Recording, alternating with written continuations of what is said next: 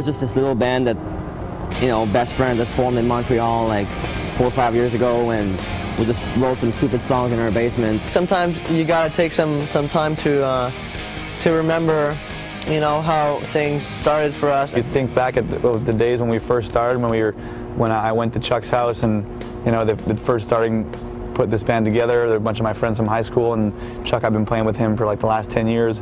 Went to his house and they were playing these songs, and I was like, wow, this is cool. You know, I want to give it a shot and see, you know, if we can write some cool songs. And that was like 4 years ago. The first day that Jeff called me up, I think it was around Christmas time, like 4 years ago, and he's all like, I'm starting this band with Chuck, we're looking for a guitar player, you know, and he's all like, we want to try you out. So I'm like, sure, I'll do it.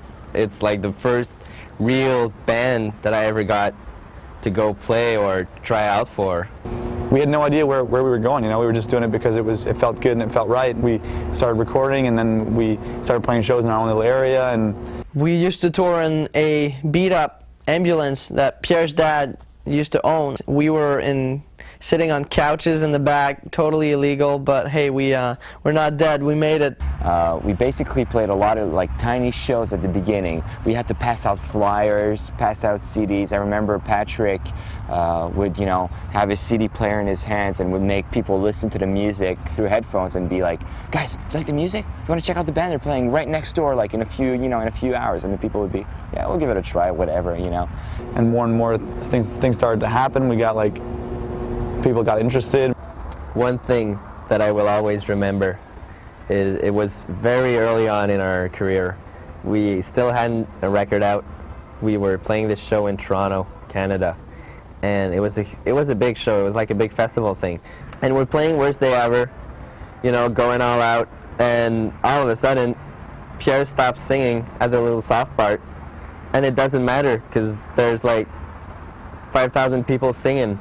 And I was like, holy crap, how the fuck do they know the words to that song? It's funny, when I look at the tape from that, you can totally see me start smiling there, going like, holy crap, I can't believe this is happening, and just keep on playing after that. We wrote a record that we wanted to write, went on tour, and yeah, just did it. First week a record came out, we didn't sell anything. We couldn't even find it in stores. You know, we had to go and ask the clerk to go in the back store to figure out where a record was.